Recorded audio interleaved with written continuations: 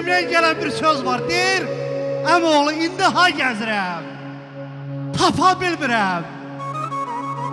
Bir zaman könlümdə bitən dostları, ay qağa, ömür sarayımda, ömür bağımda, xarı bülbül kimi ötən dostları, cəbrini yerinə yetirmədiyim, müəllim ağır şələsini götürmədiyim, gen gündə yadıma gətirmədiyim, dar gündə dadıma yetən dostları.